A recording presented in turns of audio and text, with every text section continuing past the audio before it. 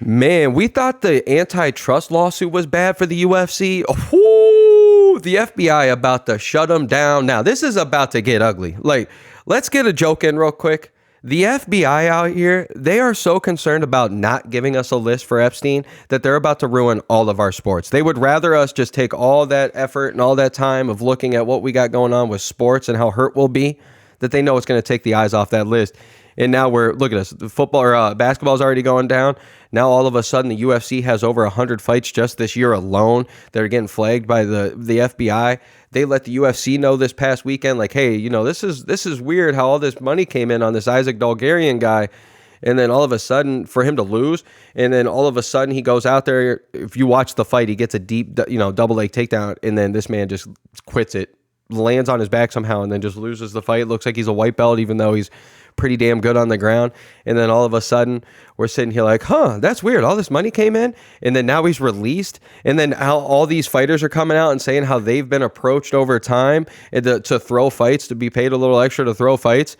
And oh my, that kind of reminds me. Isn't that exactly what Pride did? Oh, MMA cheating? What are the odds of that? Are we no way.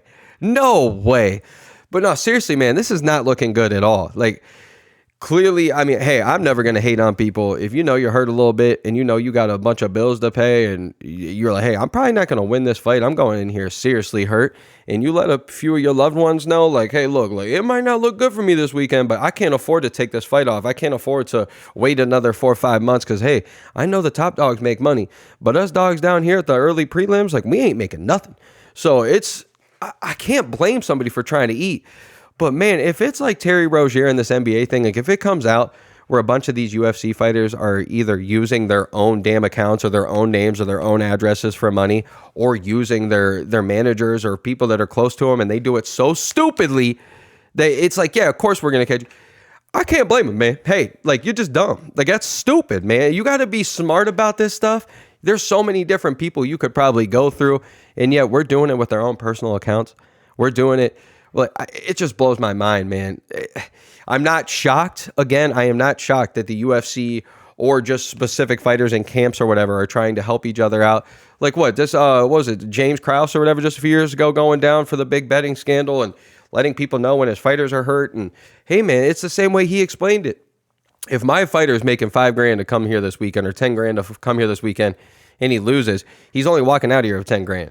If this man wins and he gets $10,000 and get another $10,000 on top just for winning, he's still walking out of here with $20,000, and he's still got to pay 40% out to managers and camps and everything. If not 30%, 50%. I don't know how it is with some of these fighters, but these guys might only be taking home $8,000, $4,000, $6,000, depending if they win or lose.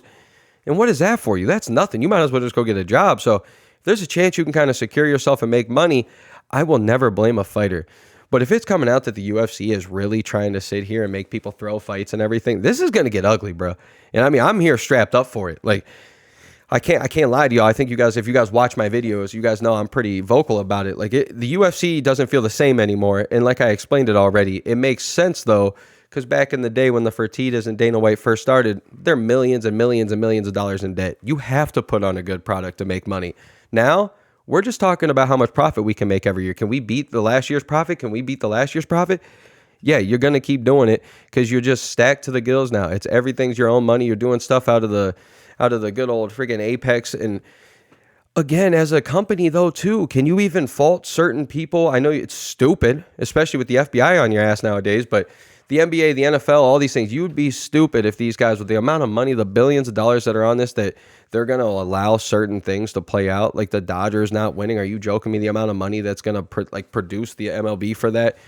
The NBA the same way. LeBron, whoever your favorite people aren't making it to the finals. Why aren't we? That's not going to work out. That's not going to sell. They try that, and there's certain years that's like, oh man, we can't let this happen again.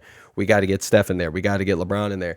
And the same with the UFC, man. Like, hey, if we got plans with John Jones here in a few months, and we need a certain somebody to win, and we can kind of control that through the judges' scorecards, or maybe even paying a guy to maybe take a fight.